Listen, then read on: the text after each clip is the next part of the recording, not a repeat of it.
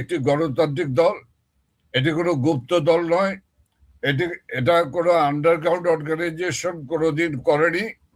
সশস্ত্র পথ 71 ছাড়া আর কোনোদিন সশস্ত্র পথ ধরেনি।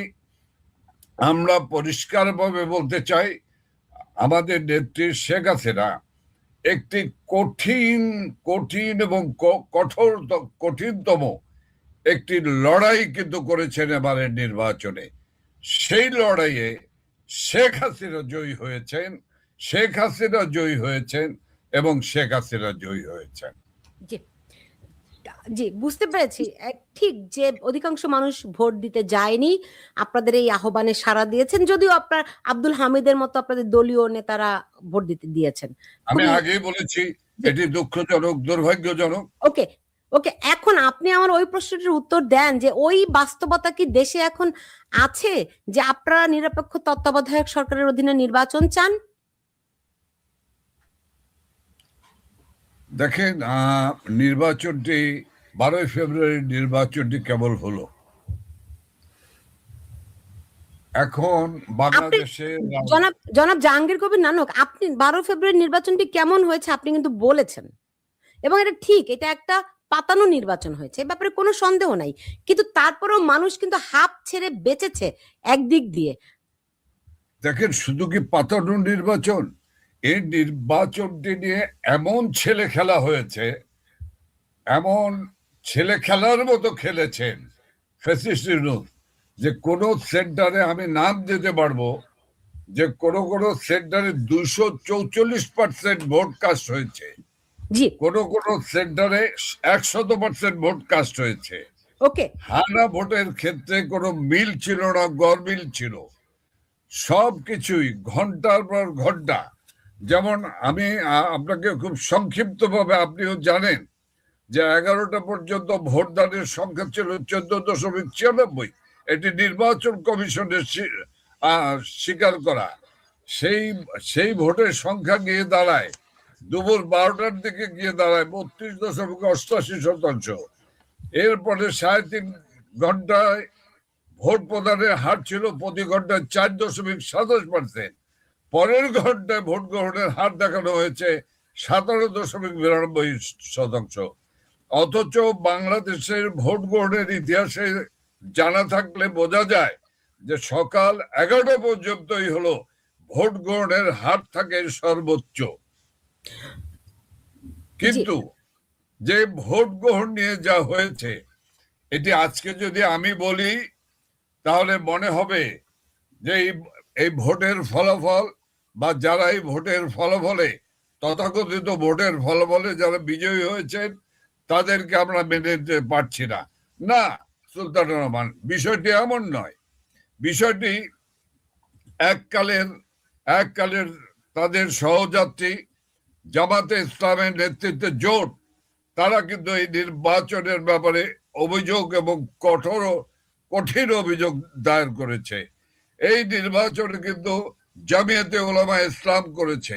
এই নির্বাচনে কিন্তু সকল দলগুলি এই নির্বাচন খুব খারাপ হয়েছে। এই নির্বাচন খুব খারাপ হয়েছে।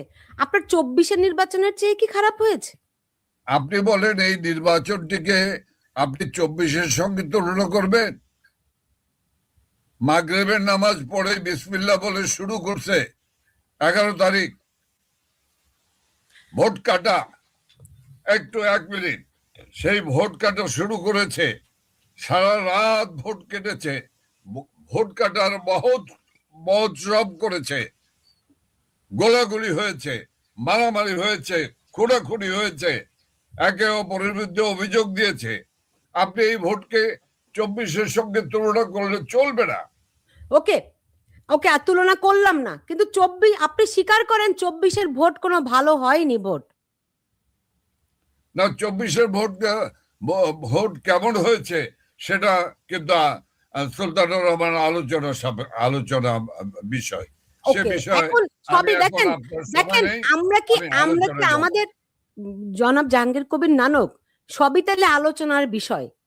আমরা কি এই যে দোষারোপের রাজনীতি থেকে, ধরেন 24-এর নির্বাচনে বিএনপি বর্জন করেছে, রাইট? আপনাদের কাছে এটা আলোচনা সাপেক্ষ, এখন এটা নিয়ে কথা বলতে হবে। আর এই হ্যাঁ। নির্বাচন আপনারা অংশগ্রহণ করতে পারেননি এবং ভোট বর্জনের ডাকও দিয়েছেন, এটিও আলোচনা সাপেক্ষ হতে পারে। আমি একটু আগে বাড়তে চাই যে আপনারা আজকে যখন আপনাদের কর্মীরা মারধরের শিকার হচ্ছে, আপনারা ভোট বর্জন করছেন এবং আপনাদের কর্মীরা আজকে বিভিন্ন জায়গায় কেন্দ্রীয় অফিস খুলছে, এটা কি আপনাদের দলীয় নির্দেশে? আপনারা যদি বিদেশে বসে নির্দেশনা দিতে থাকেন আর দেশে বসে কর্মীরা মারধর খাবে, পুলিশের হাতে আটক হবে, এইটাই কি ব্যবস্থাপনা? এইটাই কি আন্দোলন আপনাদের? না, দেখেন, বিষয়টিকে এভাবে বললে চলবে না। বিষয়টিকে এভাবে বললে চলবে না। কোন ভাবে বললে চলবে তাহলে সেটা আমাদের বলেন নেতা আপনি। কর্মীরা নিরবিচ্ছিন্নভাবে 18 মাস লড়াই এবং সংগ্রাম করেছেন। আমরাও লড়াই এবং সংগ্রামে নেতৃত্ব দিয়েছি। আমাদের নেত্রী শেখ হাসিনা এই লড়াইয়ের প্রধান কমান্ডার হিসেবে নেতৃত্ব দিচ্ছেন। কাজে আওয়ামী লীগের নেতা কর্মীদের কাছ থেকে কিন্তু আপনি যা বলছেন এই কথার কিন্তু প্রতিধ্বনি নেই।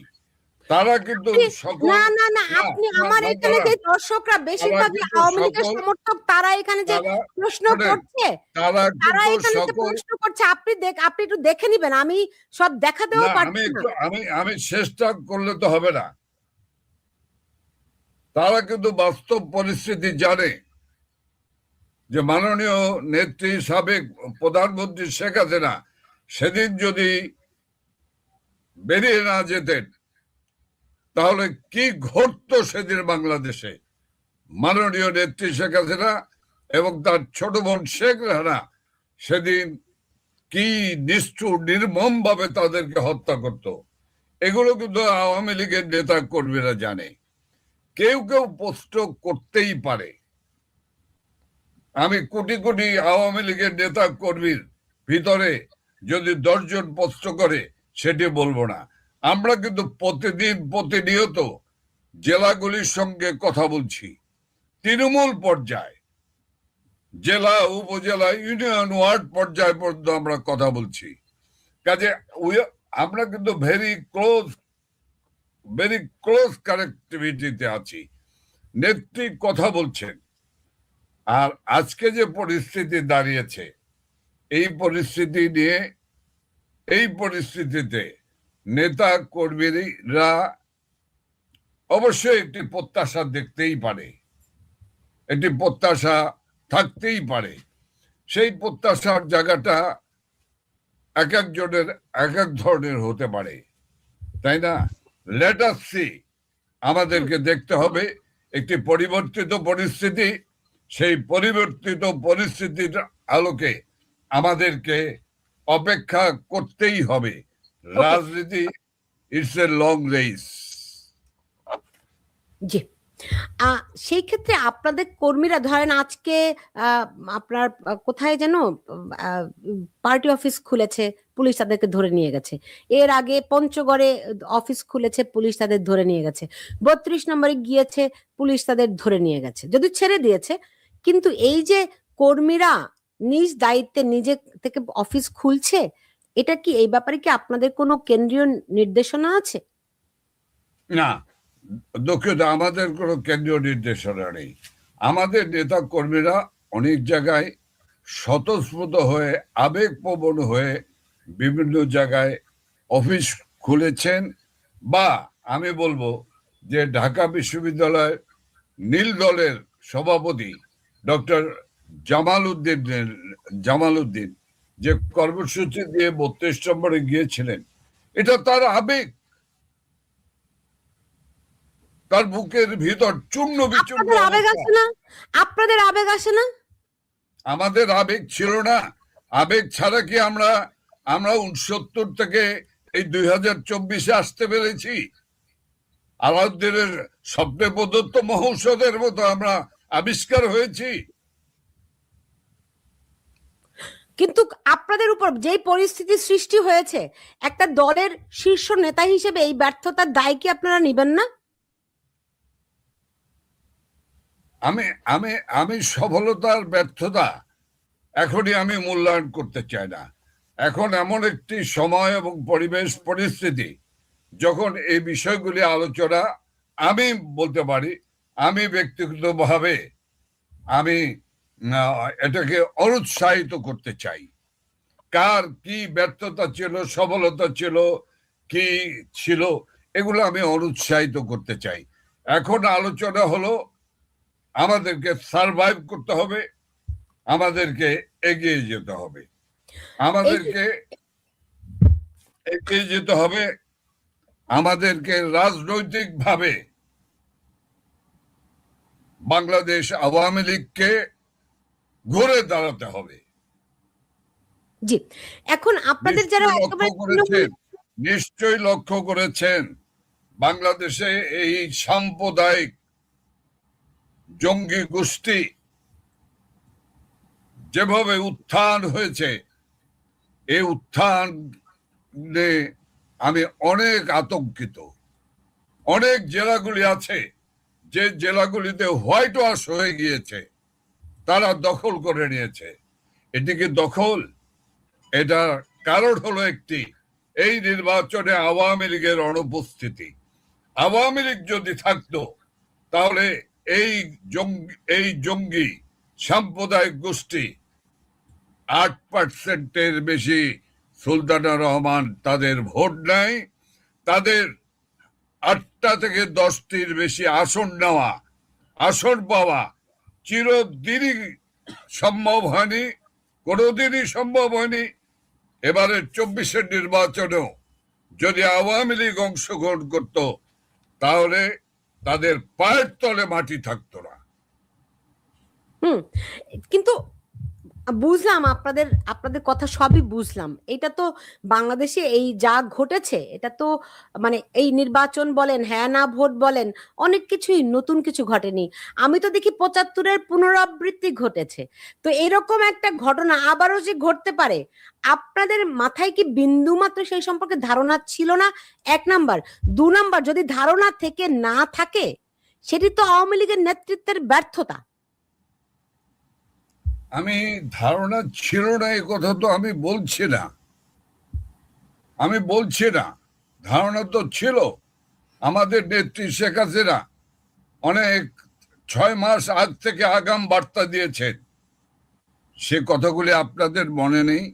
আপনাদের মিডিয়ায় তো প্রচার করা হয়েছে।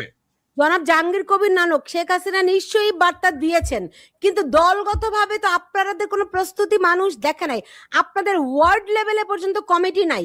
ঢাকা শহরের মতো একটি জায়গায় আপনাদের এখনো পর্যন্ত একটা কমিটি নাই, এখনো পর্যন্ত আপনারা একটা মুখপাত্র দেন না। আপনাদের কি প্রস্তুতি ছিল? আপনারা 15 বছর সরকার চালিয়েছেন, কিন্তু দলটি অথর্ব হয়ে পড়েনি, ভেঙে চুরে নাজুক ভাবে পড়ে যায়নি। আপনারা কি সেগুলো মূল্যায়ন করার কোন রকম কোনো চেষ্টা করছেন? আমরা এগুলি মূল্যায়ন করছি। আমরা আমাদের প্রিয় নেত্রী, আমাদের পার্টির সভাপতি, সবকিছু প্রিয় নেত্রীর উপর চালিয়ে দেন। আপনাদের যে রোল আছে, আপনাদের যে দায়িত্ব আছে নেতা হিসেবে, সে তো ধরেন শীর্ষ নেতা, কিন্তু তারপরের লেয়ারে আপনারা আছেন, তারপরে আরো একটা লেয়ার আছে। কোথায় সেই লেয়ার? আমরা তো কোনো লেয়ার দেখছি না। আমরা সমস্ত বিষয়গুলি আলাপ করছি। আমরা সংগঠনের কোথায় দুর্বলতা ছিল, ফাঁক ফোকর ছিল, সে কথাগুলি আমাদেরকে অস্বীকার করার কোনো সুযোগ নেই। সুলতানা রহমান, এই কোনো অস্বীকার করার কোনো সুযোগ নেই। আবার কোনো কোনো কথা আছে যা এই মুহূর্তে বলা যাবে না। আমরা বলবো, এই 18 মাসে আপনারা কি মূল্যায়ন করেছেন মানুষ জানতে চায়। তার চেয়েও বড় কথা আপনাদের কর্মীরা জানতে চায়, আমাদের 18 মাসের মূল্যায়নটি কি? আমাদের কর্মীদের সঙ্গে আমরা মাননীয় নেত্রীর নির্দেশে আমরা কথা বলছি। সুলতানা রহমান, আমরা জাহাঙ্গীর কবির নানক, আপনাদের কর্মী যাদের সঙ্গে আপনারা সরাসরি কথা বলছেন, আপনার কি মনে হয় আপনাদের কর্মী শুধু তারাই? একটা আওয়ামী লীগ একটা বড় রাজনৈতিক দল, তাদের কোটি কোটি, অন্তত 4 থেকে 5 কোটি সমর্থক রয়েছে, তাদেরকে আপনারা কি বলছেন? শুধু কর্মীদের সঙ্গে আপনারা টেলিগ্রামে কথা বলবেন, ইজ ইট এনাফ? না, কিন্তু আমার অর্গানাইজেশনাল স্ট্রাকচারে তো কথা বলতে হবে। আমরা যেমন জেলা, উপজেলা, ইউনিয়ন, ওয়ার্ড, ইউনিয়ন, এই পর্যায়ের সকল নেতা কর্মী এবং যারা ক্ষতিগ্রস্ত হয়েছে, আহত হয়েছে, কারাগারে রয়েছে সে সকল পরিবার সবার সঙ্গে কথা বলছি।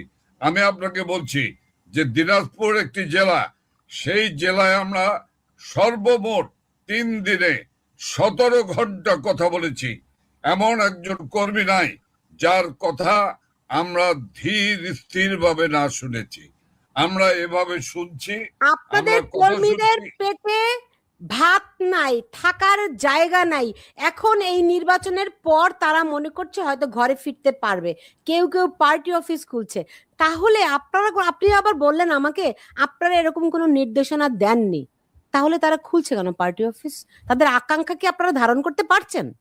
তাদের আবেগ, তাদের আকাঙ্ক্ষা, আপনারা ধারণ তাদের করতে পারছেন? আপনারা কি তাদের সেটা অনুভব উত্তেজনা, করতে পারছেন?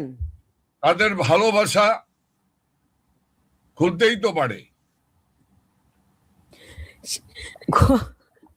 সেইটা হচ্ছে দেখেই তো তারা পুলিশের ভয়, মবের ভয় ফেলে তারা কিন্তু যাচ্ছে। কিন্তু কিন্তু তাদের আপনি সেই বলেন, আবেগটাকে আপনি আপনারা বলেন নিজেরা, এই আপনারা যারা মুহূর্তে শীর্ষ নেতৃত্বে রয়েছেন, আপনারা কি ধারণ করতে পারছেন?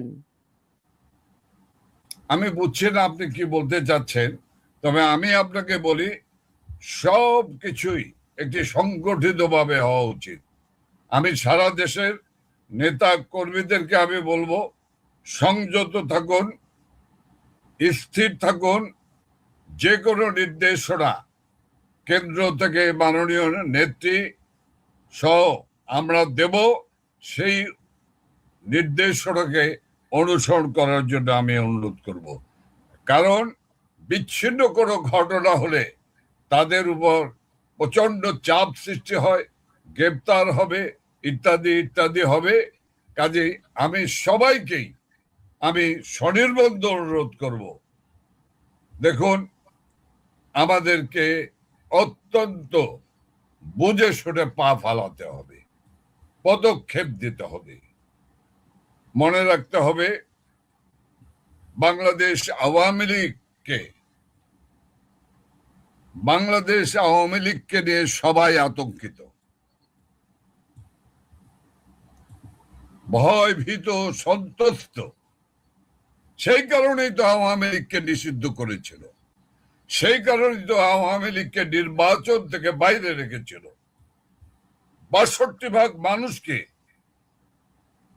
এই নির্বাচন প্রক্রিয়ার বাইরে রেখে যে নির্বাচন হলো, কোন কোন কেন্দ্রে কুকুর গিয়েছে, কোন কোন কেন্দ্রে ছাগল গিয়ে দাঁড়িয়েছিল, কোন ম্যাক্সিমাম কেন্দ্রগুলি ছিল ফাঁকা, শূন্য, ভোটার শূন্য। এখন দেখুন আপনাদের কর্মীরা এখানে অনেক রকম মন্তব্য করছে, দর্শক, সাধারণ দর্শকও আছেন আমার এখানে অনেকেই, তারা জানতে চায় আপনারা কবে ফিরবেন। বলবেন যে আমরা তো ফিরেছি, আমরা তো আছি, এরকম না। কবে নাগাদ ফিরবেন আপনারা? 1 নম্বর প্রশ্ন। 2 নম্বর প্রশ্ন, আপনারা কি ধরেন যে কোনো সভ্য সমাজে, সভ্য রাষ্ট্রে যখন কোনো একটি মন্ত্রণালয় বলেন, কোনো একটি জায়গায় বা দলের ভেতরে ব্যর্থ হয়, তখন দায়িত্বপ্রাপ্ত ব্যক্তি তিনি নিজে সরাসরি যুক্ত না থাকলেও পদত্যাগ করেন, অব্যাহতি নেন। এটাই দায়িত্বশীলতা। এখন অনেকেই প্রশ্ন তুলছেন আপনারা কি নতুনদের জায়গা করে দিবেন? দেখেন, এই প্রশ্নটি এখনই এই প্রশ্নের উত্তর দেওয়ার সময় নয়। অবশ্যই নতুনরা তাদের কর্ম তৎপরতা এবং যোগ্যতা দিয়ে নিশ্চয়ই তারা প্রমাণ করবেন যে তারাই যোগ্য, তারাই নেতৃত্ব দেওয়ার যোগ্য, তারাই এগিয়ে আসবেন। এটাই তো স্বাভাবিক, এটাই তো স্বাভাবিক। এবং আমরা সেইটিকে আমরা সাধুবাদ জানাবো। তবে আপনি যেভাবে বলছেন সেটি আমাদের এখনই বলার সময় হয়নি, এখনই বলার কোনো সুযোগ নেই। ওকে, তবে আমি আবারও বলছি আপনার মাধ্যমে তরুণদেরকে, আপনারা এগিয়ে আসুন। নেত্রীও বলেছেন যে যেখানে কাজ করছেন সাহসিকতার সঙ্গে, তারাই নেতা, শুধু পদধারী হলেই নেতা না। শুনেন, এইটা বলে উৎসাহ দেয়া যায়, কিন্তু এটা দিয়ে দায়িত্ব পালনও করা যায় না। দায়িত্ব একটা আলাদা জিনিস। আপনি এইটি বলে উৎসাহ দিতে পারেন যে যেখানে নেতা, অ্যাটলিস্ট এখন পর্যন্ত দলের একটা মুখপাত্র পর্যন্ত দেয়া যায়নি কেন ভাই? একটু অপেক্ষা করেন, একটু অপেক্ষা করেন। 18 মাস চলে গেছে, আওয়ামী লীগের মতো এত বড় একটা দলের 18 মাস লাগে সামান্য একটা মুখপাত্র দিতে। আওয়ামী লীগের দলের মধ্যে কি লোকের অভাব, নেতার কোনো অভাব? কেন একটা মুখপাত্র মানুষ পায়নি আজ পর্যন্ত? শুধুমাত্র আপনার কর্মী না, দেশের মানুষেরও তো এক একটা আকাঙ্ক্ষা আওয়ামী লীগ কি করছে। আপনি এক একজন এক এক রকম কথা বলছে, মানুষও বিভ্রান্ত হচ্ছে। দেখা যাক। আচ্ছা, এইবার এইবার আমাকে বলেন, এই যে বিএনপি সরকার গঠন করতে যাচ্ছে, আপনারা কি তাদেরকে স্বীকৃতি দেবেন, অভিনন্দন জানাবেন? এটি তো দলীয় সর্বোচ্চ ফোরামের সিদ্ধান্ত। আপনি তো সর্বোচ্চ ফোরামে আছেন, তবে আমি আপনাকে আপনি তো বলতে দলের পারি, সর্বোচ্চ ফোরামে আছেন। তবে আমি আপনাকে বলতে পারি, অভিনন্দন একটি সরকার গঠন হলে সে সরকার যে সরকারেরই হোক, যারই যে দলেরই সরকার হোক, এটা তো অভিনন্দন জানানো ইটস এ নর্মাল কাস্টমস। কাজেই বাংলাদেশ আওয়ামী লীগ অনেক খোলা মনের দল, আমাদের নেত্রী অনেক খোলা মনের মানুষ। আমি মনে করি যে অবশ্যই অবশ্যই অবশ্যই নেত্রী আমাদের পার্টির তরফ থেকে নিশ্চয়ই তিনি সঠিক কাজটি করবেন। উত্তরটা আমি কিছুই বুঝলাম না। বললেন অভিনন্দন জানানোটা একটা ভদ্রতা, নেত্রী সঠিক কাজটিই করবেন, মানে কি তিনি অভিনন্দন জানাবেন এমনটিই বলছেন? আপনারা কি করছেন? সবকিছু কেন নেত্রীর উপর আপনারা চাপিয়ে দেন? আপনারা কেন সবকিছু নেত্রীর উপরে চাপিয়ে দেন সেটা আগে আমাকে বলুন। সভাপতি, উনি পার্টির সভাপতি, তাই না? তাইলে আপনারা তাকে পরামর্শ দিতে ব্যর্থ হচ্ছেন। রহমান, আমি কিন্তু আগেই বলেছি যে যে সরকারি হোক, যে রাজনীতিক দলের সরকার হোক, সেই সরকার গঠন হওয়ার পরে অবশ্যই এটা নর্মাল কাস্টমস অভিনন্দন জানানো। তো তারপরে কি আর উত্তর বাকি থাকে? প্রধানমন্ত্রী নরেন্দ্র মোদী অভিনন্দন জানিয়েছেন, ফোন করেছেন, প্রেসিডেন্ট ডোনাল্ড ট্রাম্প করেছেন, পৃথিবীর সব দেশ অভিনন্দন জানিয়েছে। আপনারা তাদের অভিনন্দন তো জানাননি, তত্ত্বাবধায়ক সরকারের দাবি নিয়ে এসেছেন। তো অভিনন্দন জানাতেন একটা মানে ক্রুশিয়াল মোমেন্টে, যে রকম নির্বাচনই হোক না কেন, নির্বাচিত তো হয়েছে, তারপরে অভিনন্দন জানিয়ে আপনারা তত্ত্বাবধায়ক সরকারের দাবিটি তুলতেন। না না না, তত্ত্বাবধায়ক সরকারের দাবিটি ছিল কিন্তু নির্বাচন পূর্ব। এখন কিন্তু নির্বাচন উত্তর পরিস্থিতিতে কিন্তু আমরা বলছি এই কথা, এবং আপনাকে আমি বলছি যে সরকারটি তো গঠন হচ্ছেন, সরকারটি এটা এটা একটা নিয়ম রয়েছে। ওকে ওকে, এবার আপনি শুনেন, ধরেন অ্যাডভোকেট সরকার গঠন হওয়ার পরে তারপরে শুভেচ্ছা, আপনারা সরকার গঠনের পরে আপনারা শুভেচ্ছা জানাবেন।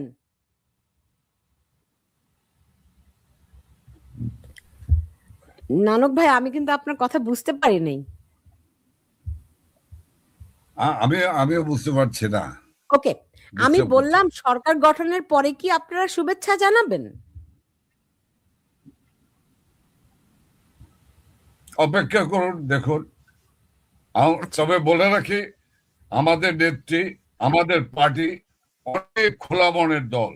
নিশ্চয় ভুলে যাননি যে আমাদের নেত্রী সেই নেত্রী যে কোকো ইন্তেকাল খালেদা জিয়া পুত্র কোকো ইন্তেকাল করার পরে সোজা চলে গিয়েছিলেন শোক জানানোর জন্য, শোকার্ত মাকে। কাজেই বিষয়গুলিকে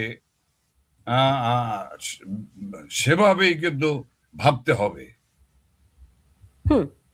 রাইট, আমরা নিশ্চয়ই দেখব মঙ্গলবার দিন তারা শপথ গ্রহণ করেন, আপনারা কি করেন দেখব। দেখুন, গত 3 দশক ধরে, মনে করেন 91 পরবর্তী সরকার থেকে বলি, আমাদের রাজনীতিতে অনেক রকম অসৌজন্যমূলক, অনেক ভয়ঙ্কর ভয়ঙ্কর প্রতিহিংসা রাজনীতি একেবারে পাকাপোক্ত করে গেড়ে বসেছে। এই 24 বাংলাদেশের রাষ্ট্রটির উপর যে আঘাত করেছে, সবাইকেই একটু কিন্তু নতুন করে ঘুরে দাঁড়ানোর জন্য একটা বলবো একটা ভেতর থেকে একটা চাপ তৈরি করেছে। সেইখান থেকে আপনার কি মনে হয় যে প্রতিহিংসার রাজনীতি, ধরেন আমি যদি বলি একটা মানে একটা একটা একটা কি বল মাইল ফলক হিসেবে, যে 21শে আগস্টের গ্রেনেড হামলা, এটি বাংলাদেশের রাজনীতির অনেক হিসাব নিকাশ বদলে দিয়েছিল। তারপরে আওয়ামী লীগ অনেক বছর শাসন করেছে, তারাও অনেক প্রতিহিংসা পরায়ণতা দেখিয়েছে বিএনপির প্রতি। যদি বলি কাটায় মানে কি 2 এ 2 এ 4, মানে প্লাসে কি মাইনাসে মাইনাসে প্লাস একটা কথা থাকে না? সো প্রতিশোধ আপনাদেরও নেওয়া হয়ে গেছে, তাদেরও নেওয়া হয়ে গেছে। এখন কি বাংলাদেশের মানুষ প্রতিহিংসা বাদ দিয়ে একটা প্রতিদ্বন্দ্বিতার রাজনীতিতে ফিরতে পারে কিনা?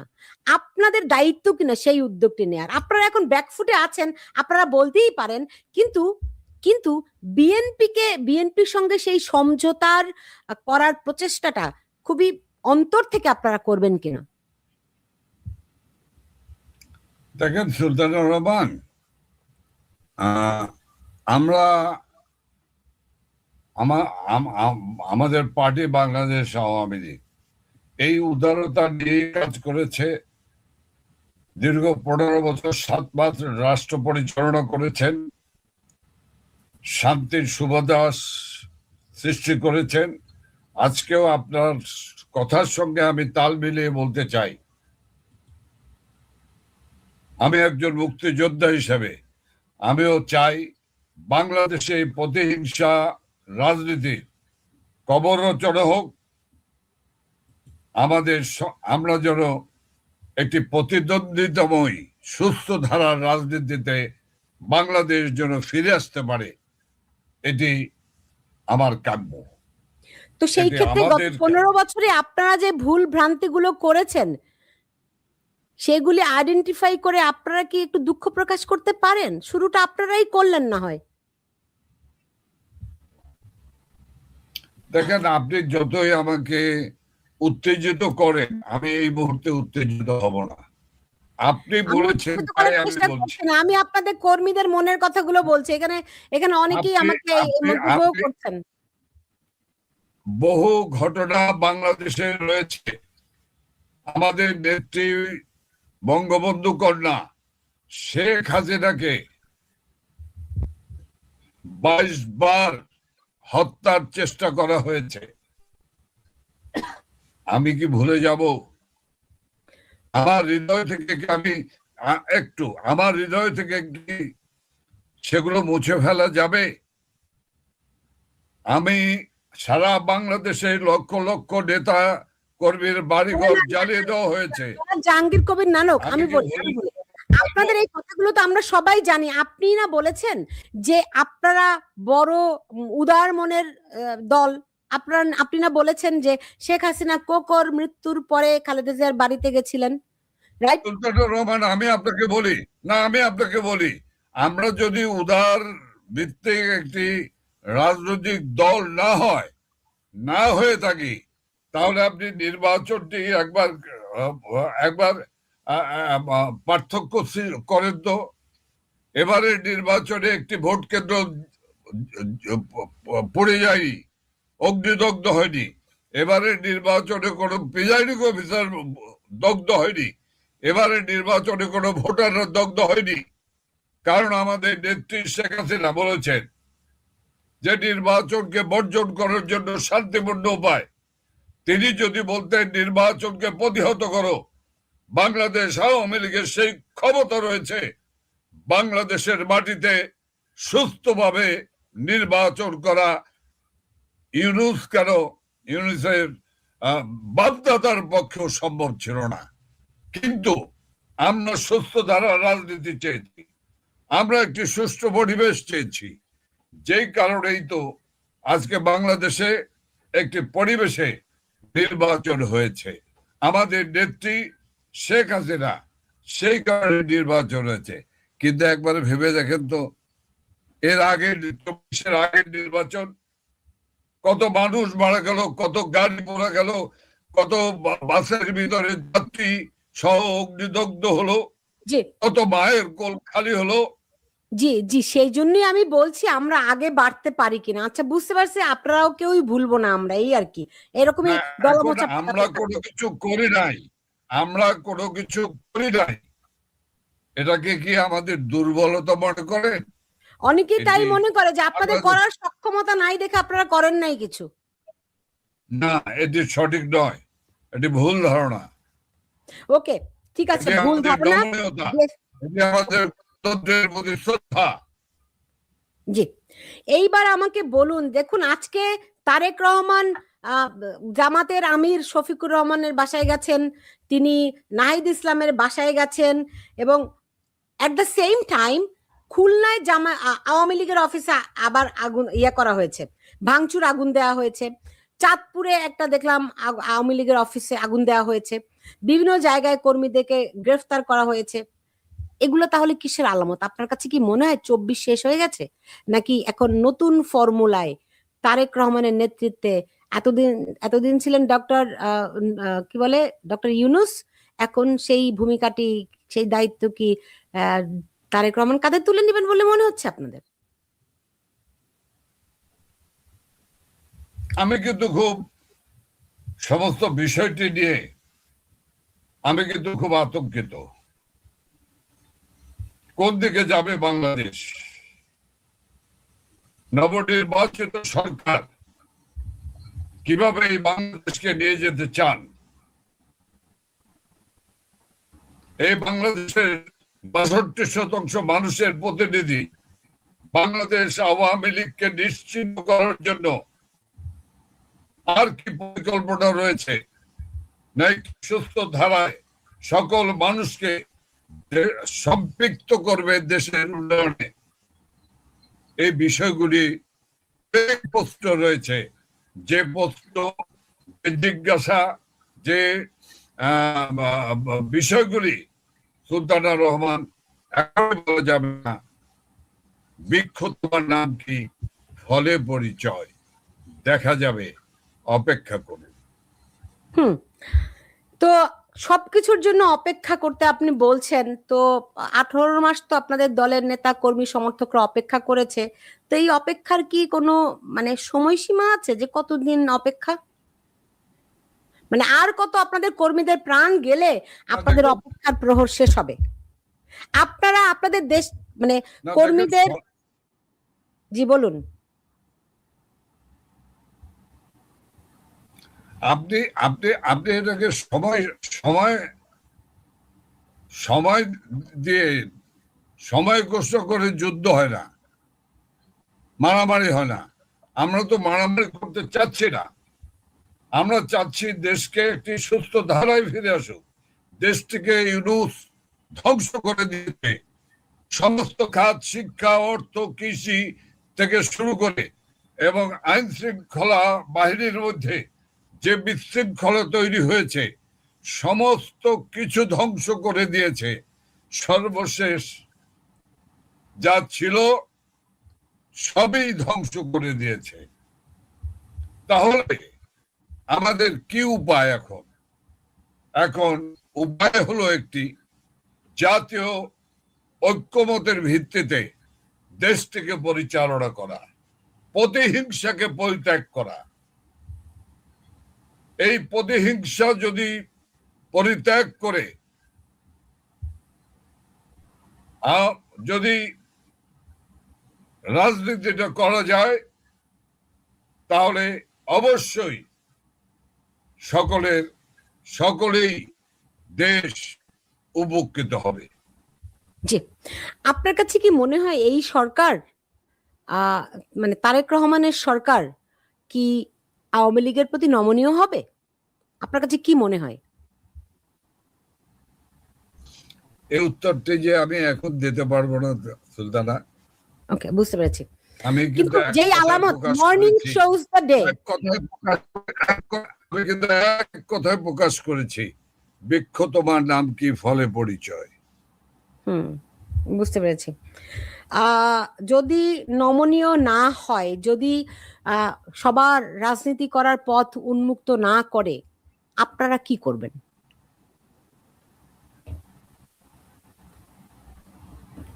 আমরা নিশ্চয়ই হারমোনিয়াম আর তাবলা বা তানপুরা বাজাবো না।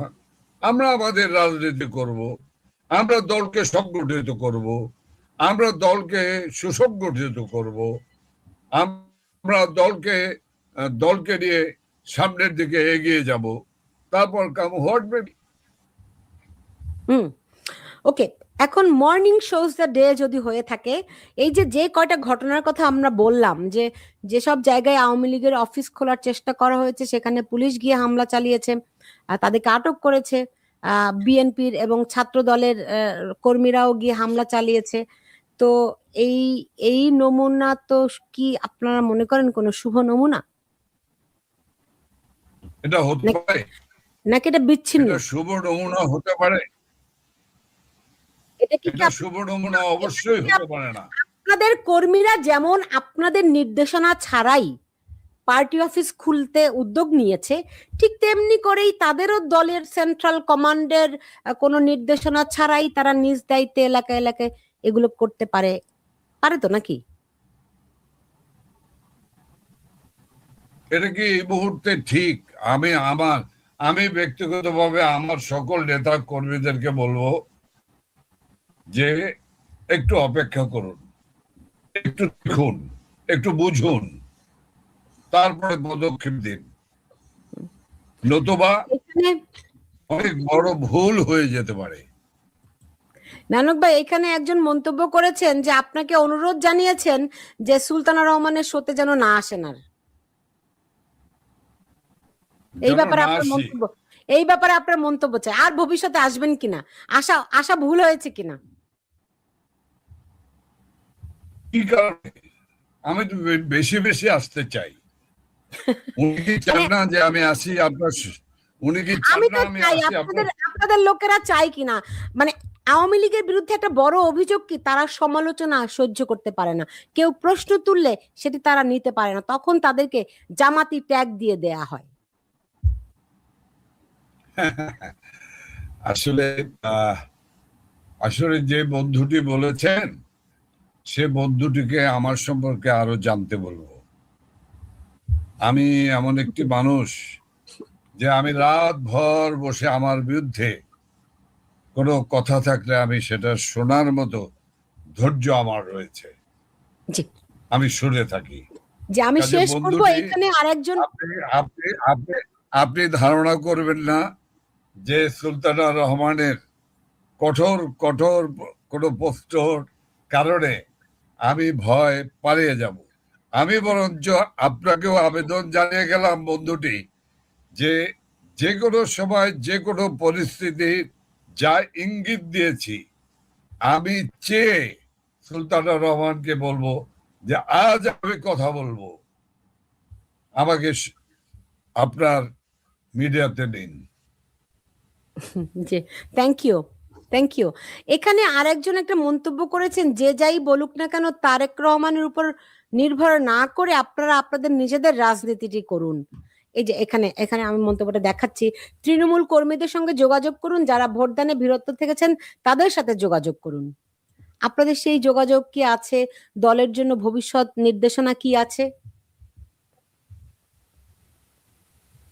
আমি যা বললাম উনিও কিন্তু তাই বললেন, ওই বন্ধুটি এই সাথীটি কিন্তু তাই বললেন। আমিও তাই বলতে চেয়েছি যে আসুন দলকে সংগঠিত করি, ঐক্যবদ্ধ করি, দলকে এগিয়ে নিয়ে যাই, দলকে নিয়ে প্রস্তুতি গ্রহণ করি। কারো মুখের দিকে তাকিয়ে থাকার কোনো সুযোগ নেই। এই দল সেই দল যারা ইতিহাস রচনা করে, ইতিহাস সৃষ্টি করার দল, বঙ্গবন্ধুর দল, শেখ হাসিনার দল। নানক নানক জনাব জাহাঙ্গীর কবির নানক এখানে একজন একটি মন্তব্য করেছেন যে 4 জন রিকশাওয়ালা দেখিয়ে দিয়েছে আওয়ামী লীগ তাদের দল, আর আপনারা আওয়ামী লীগকে শেষ করে দিয়েছেন। আওয়ামী লীগ একটা বাংলাদেশের মেহনতি তৃণমূলের মানে একেবারে সাধারণ খেটে খাওয়া মানুষের দল। ওই যখন আওয়ামী লীগ দলটি প্রতিষ্ঠিত হয়েছিল তখনও এই মানুষদের জন্যই এই দলটি প্রতিষ্ঠিত হয়েছিল। তখন মুসলিম লীগ ছিল একটা এলিটদের দল। এখনো এই শ্রমজীবী মানুষরা প্রমাণ করছে যে আওয়ামী লীগ তাদের দল। আপনারা কি ভেবে দেখছেন যে আপনারা তাদের কাছ থেকে কতটা বিচ্ছিন্ন হয়ে গেছেন? আওয়ামী লীগ সর্বকালেই গণমানুষের দল, আওয়ামী লীগ গরিবের দল, আপনারা গরিব মানুষের বলতে দল। চান আপনারা বিচ্ছিন্ন হননি? এই আওয়ামী লীগকে দিয়েই, এই আওয়ামী লীগের ভিত্তি মূলই হলো তারা। কাজেই সেই আওয়ামী লীগকে হ্যাঁ কোথাও কোথাও কেউ কেউ বিচ্ছিন্ন করেছেন। আপনি যদি আমার নির্বাচনী এলাকায় গিয়ে হাঁটেন তাহলে আপনি বুঝতে পারবেন যে আমি সাধারণ মানুষের মাঝে ছিলাম। কাজেই আমাদেরকে এভাবে ট্যাগ লাগানোর কোনো সুযোগ নেই। আমরা একটি মেটিকুলাস ডিজাইনের শিকার, ষড়যন্ত্রের শিকার। এখানে কয়েক লক্ষ কোটি টাকার বিনিয়োগ। কাজেই জনাব জাহাঙ্গীর কবির নানক ভাই, এটা কেউ অস্বীকার করছে না, এখানে অনেক টাকার বিনিয়োগ হয়েছে, এখানে বিরাট এক ষড়যন্ত্র হয়েছে। গতকাল আমি একটা সাক্ষাৎকার নিয়েছিলাম, তিনি বলেছেন যে এটি হচ্ছে একটা শেখ হাসিনা সরকারের বিরুদ্ধে বিরাট এক কু হয়েছে এবং সেটার নেপথ্যে কলকাঠি নেড়েছেন ডক্টর ইউনূস। এটি মানুষ জানে, কিন্তু দলগতভাবে আপনাদের ব্যর্থতা, আপনাদের বিরুদ্ধে যে অভিযোগ, এগুলো কিন্তু মানুষ মানতে পারছে না। আপনারা কি সেই জায়গাটা বুঝতে পারছেন? আমরা না বোঝার তো কিছু নেই, আমরা অনেক কিছু বুঝি, অনেক কিছু বলার আছে যা এখন বলা যাবে না। ওকে, বুঝতে পেরেছি।